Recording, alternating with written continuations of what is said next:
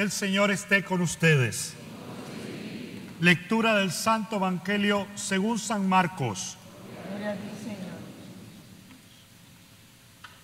Este es el principio del Evangelio de Jesús, Mesías, Hijo de Dios. En el libro del profeta Isaías está escrito: He aquí que yo envío a mi mensajero delante de ti a preparar tu camino.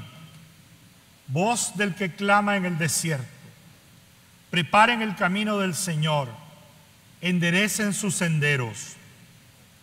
En cumplimiento de esto, apareció en el desierto Juan el Bautista, predicando un bautismo de conversión para el perdón de los pecados. A él acudían de toda la comarca de Judea y muchos habitantes de Jerusalén. Reconocían sus pecados y él los bautizaba en el Jordán. Juan usaba un vestido de pelo de camello, ceñido con un cinturón de cuero, y se alimentaba de saltamontes y miel silvestre. Proclamaba: ya viene detrás de mí uno que es más poderoso que yo, uno ante quien no merezco ni siquiera inclinarme para desatarle la correa de sus sandalias. Yo los he bautizado a ustedes con agua, pero él los bautizará con el Espíritu Santo. Palabra del Señor. Gloria a ti, Señor.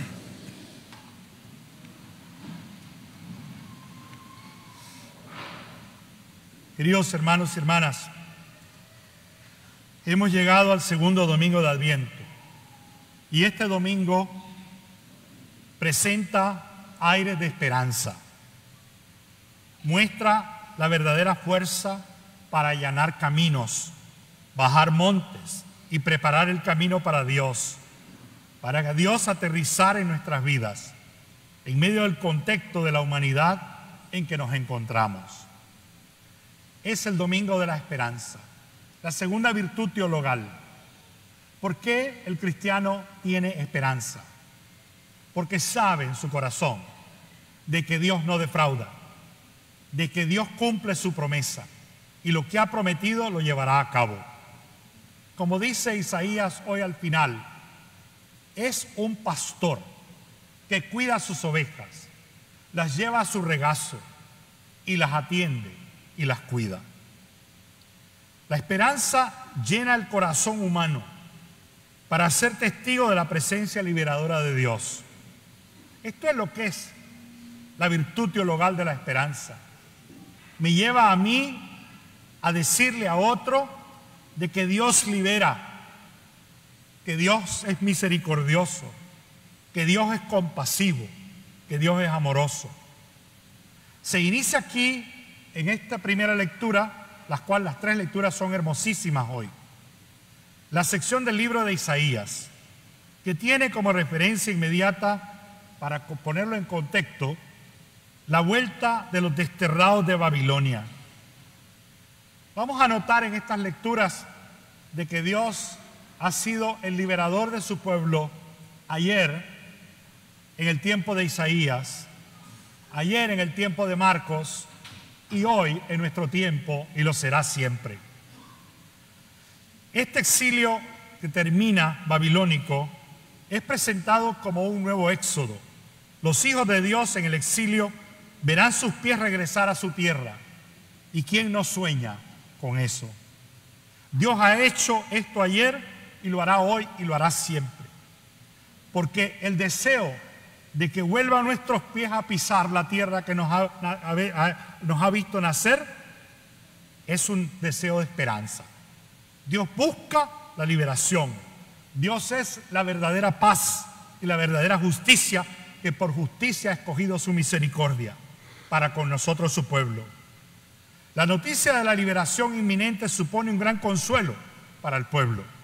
Así se dice desde el principio y se reitera en los oráculos que le siguen. Por eso, esta parte del libro de Isaías suele denominarse con un nombre tan hermoso. Se llama Libro de la Consolación.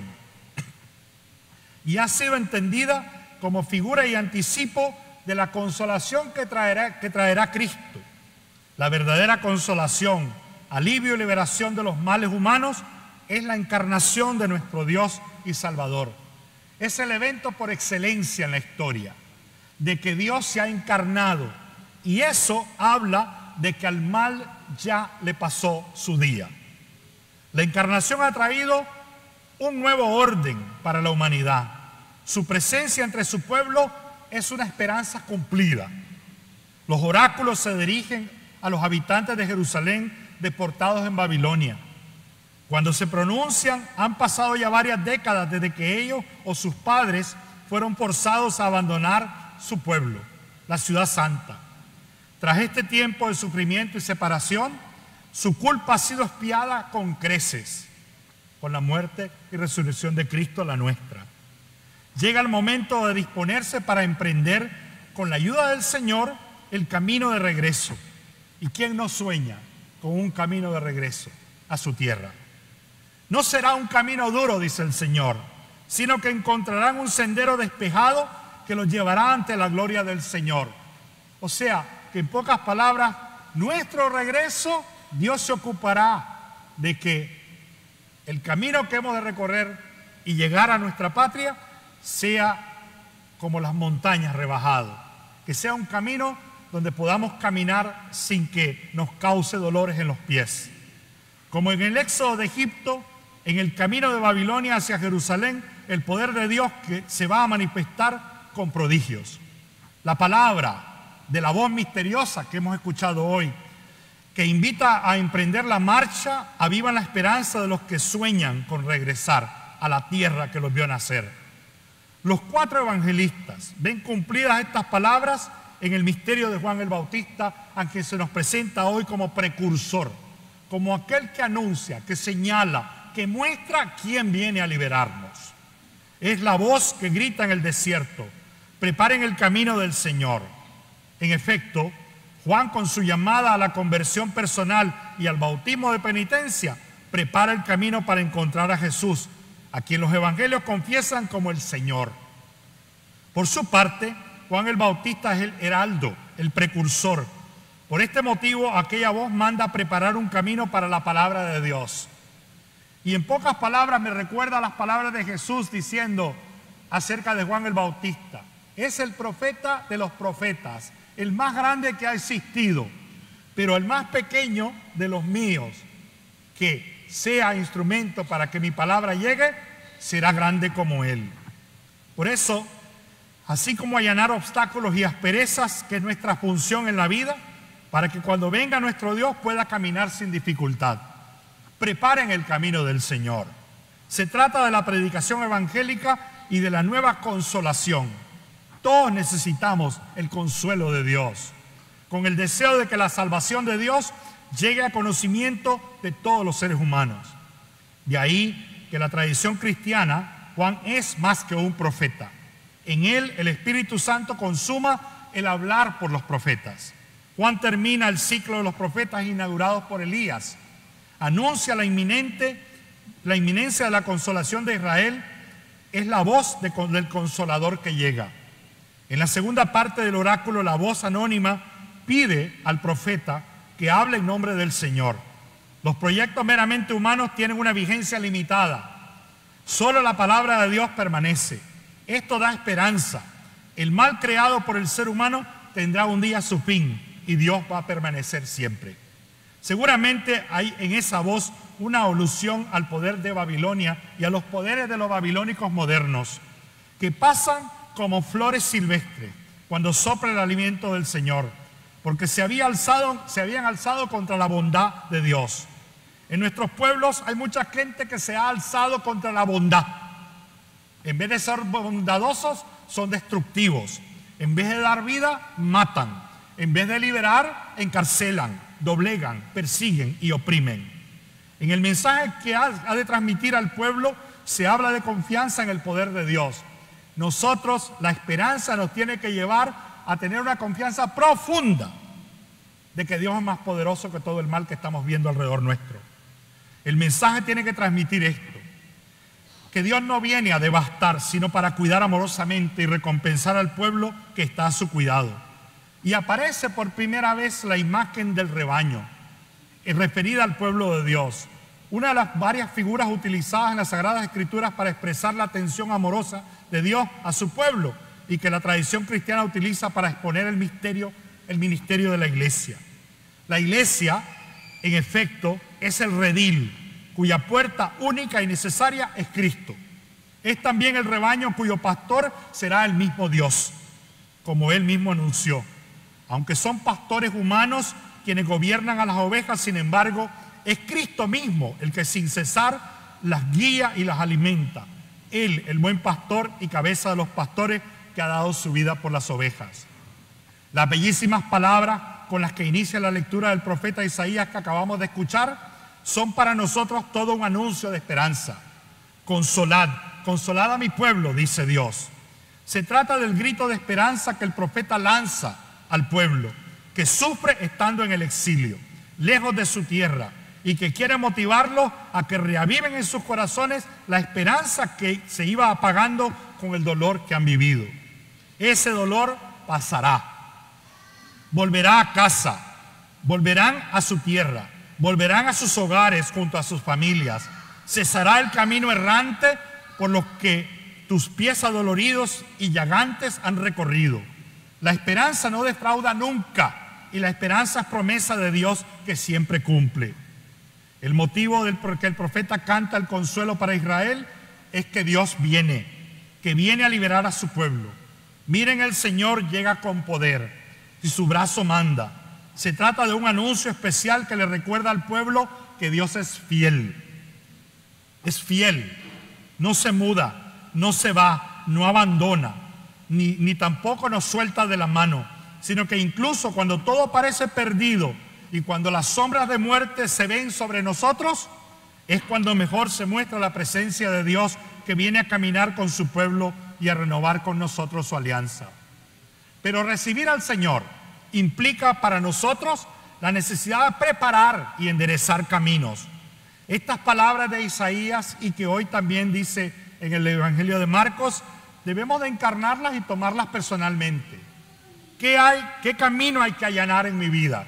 ¿Qué está haciéndole daño a los demás? ¿Qué senderos hay que pavimentar? ¿Qué montañas del ego en mi vida hay que rebajar? Esa es justamente la imagen que el profeta usa para llamar la atención de la necesidad de que Dios encuentre un pueblo bien dispuesto para su venida, para su llegada. Pues bien, eso que de lejos vislumbraba Isaías en el Antiguo Testamento, la llegada de Dios que viene a caminar con su pueblo, se ha hecho realidad plenamente en Jesús y nosotros somos testigos de eso. Él es llamado con razón Emmanuel, Dios con nosotros, pues en él Dios mismo ha salido al encuentro del ser humano. Y por eso el Evangelio que hemos escuchado hoy y que es el puro principio del Evangelio de San Marcos nos decía, comienza el Evangelio de Jesucristo, Hijo de Dios. ¿Y cuál es la buena noticia que trae? Marcos va a expresar a través de todo su Evangelio una realidad para nosotros develada. Quiere que sepamos quién Jesús es y qué tan poderoso es Jesús, aún en nuestras oscuridades o nuestros sufrimientos, aún en la opresión y en el exilio. Dios es más fuerte que todos ellos juntos. Y por eso el Evangelio dice, en Jesucristo ha comenzado el camino de liberación del ser humano, de su tierra, y ha comenzado el retorno del exilio a casa. ¿Quién no sueña con esa esperanza cumplida? Evangelio quiere decir buena noticia, quizás la noticia más importante de toda la historia, la noticia que todo lo transforma, que todo lo hace nuevo. En la novena de Navidad que pronto comenzaremos a rezar, vamos a escuchar unas palabras que bien sintetizan el contenido de ese Evangelio, de esa buena noticia. Y por eso el Verbo eterno, ardiendo en deseo de salvar al ser humano, resolvió hacerse hombre y también, y así, redimir a los culpables. Este anuncio de Juan el Bautista que hemos escuchado en el Evangelio de hoy, quiere precisamente ayudar a disponer los corazones nuestros para que podamos acoger a ese que viene. Por eso, el que era la voz que grita en el desierto no tiene otro objeto en su predicación que decirnos a todos, preparen el camino. Desafortunadamente, muchos de los hombres del tiempo no estaban preparados para acoger en su corazón esa noticia del amor de Dios. Y por eso muchos de ellos han preferido cerrar sus corazones al niño de Belén. Se sienten amenazados por la inocencia de un bebé que venía a traer la paz de Dios. Los Herodes de hoy y sus secuaces siguen cerrando sus corazones al niño de Belén también. También la iglesia en estos tiempos nos está invitando a todos nosotros a mirar con esperanza al futuro. Este tiempo de Adviento es un consuelo para todos nosotros. Es un tiempo de prueba, es un tiempo, momentos de dolor, de soledad que hemos vivido, de crisis, para nosotros que necesitamos que Dios venga a hacerse presente en nuestras vidas. Que Dios se haga presente cambiando el rumbo de nuestros países. Qué oración más bella. Señor, cambia el rumbo de mi tierra. Haz de mi tierra que se rebajen los montes del egoísmo. Que se haga presente para consolar y aliviar el dolor de nuestro pueblo. Se hace presente para enderezar los caminos torcidos de los que se presentan como camino recto y opción para los demás. Esos complejos mesiánicos, mesías falsos que hablan de Dios y se llenan la boca citando frases bíblicas, pero no muestran a Dios en sus vidas. Solo de la boca para afuera, persiguiendo, oprimiendo, encarcelando y exiliando al rebaño de Dios. Qué triste y qué pena. Pero para acoger la buena noticia de Dios necesitamos prepararnos nosotros. Necesitamos disponer la vida y el corazón. Nuestro Dios viene y nos va a salvar. Pero para que esta buena noticia sea una realidad en nuestra vida, el Señor deberá encontrar en nosotros un corazón dispuesto, que se abra de par en par a su acción misericordiosa. La iglesia es como el nuevo Juan Bautista, que va delante del Señor proclamando al mundo en este tiempo de Adviento la necesidad que hay de entrar por el camino de la conversión, del cambio de la vida donde no se viva al ojo por ojo y diente por diente. Fijémonos en el detalle que nos narra el Evangelio. Cuando la gente acudía donde Juan, lo que hacía era reconocer sus pecados y se hacían bautizar. Así también nosotros somos llamados a acercarnos a la iglesia. ¿Cuándo fue la última vez que nos confesamos? ¿Cuándo fue que experimentamos la reconciliación de Dios en un sacramento para acercarnos a la misericordia de Dios, arrepintiendo de nuestros pecados? Para así poder tener un corazón y la vida bien dispuesta para recibir al Señor y convertirnos en motivo de esperanza para los demás. Por eso, este tiempo, hermanos y hermanas, de Adviento es a la vez un tiempo de esperanza y un tiempo de penitencia. Porque mientras con esperanza miramos el horizonte de nuestra vida en Dios, debemos emprender el camino de presentarnos para su llegada, de modo que nos encuentre sin mancha ni reproche, como decía el apóstol Pedro en la segunda lectura de hoy que hemos escuchado. Pidamos al Dios, con el corazón confiado, que nos muestre su misericordia, que nos regale su salvación, como le decíamos en el Salmo. Pero pidamos sobre todo que nos dé la gracia de prepararle el camino de su venida. Que esta Navidad no sea una más en la vida. Que este tiempo que celebramos el nacimiento del Señor, el evento más hermoso que ha existido en la historia, sea para nosotros un momento y tiempo de reconciliación unos con otros. Para que así la acción de su gracia encuentre en nuestra vida un lugar abierto y dispuesto así Jesús sea de verdad una buena noticia de salvación para nosotros. Hermano y hermana, no me hables de Dios, sino muéstrame a Dios en tu vida y en tus acciones. No me digas que crees, ponlo en práctica. Y solo así entonces veremos la realidad de que Dios es fuerte y que Dios libera a su pueblo ayer, hoy y siempre. Amén.